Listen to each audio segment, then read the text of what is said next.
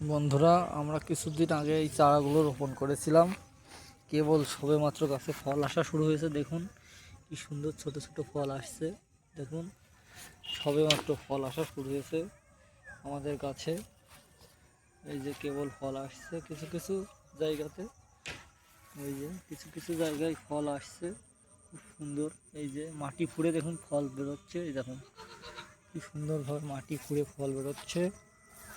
দেখুন বন্ধুরা, আরও দেখুন এই গাছে এই পাশে চারাগুলোই দেখুন। এই গাছটায় কেবলমাত্র একটা ফল আসছে, আর আসে নাই।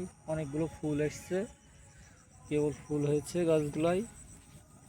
আরও দেখুন আমাদের এই পাশের গাছগুলাই দেখুন অনেক সুন্দর ফল এসছে, বড় বড়, খুব সুন্দর বড় বড় ফল। এই যে একই জায়গাতে দেখুন অনেক ফল। দেখুন এই যে একই জায়গাতে দেখুন অনেক ফল এসছে।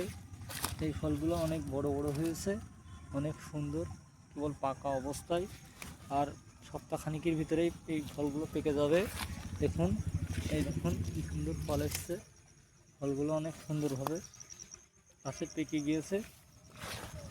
দু একটা ফল পেকেও গিয়েছে আমাদের।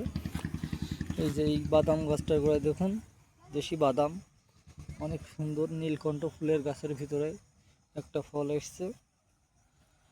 এই পাশে একটা এসছে, অনেক বড় হয়েছে ফলটা। ফলটার ওজন প্রায় 3 কেজি 4 কেজি হবে মিনিমাম।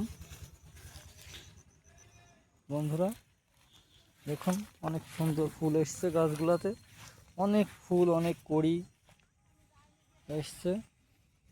আমাদের নদীর কান্দাতে লাগিয়েছি, কপোতাক্ষ নদীর ধারে ফুল এই গাছগুলো।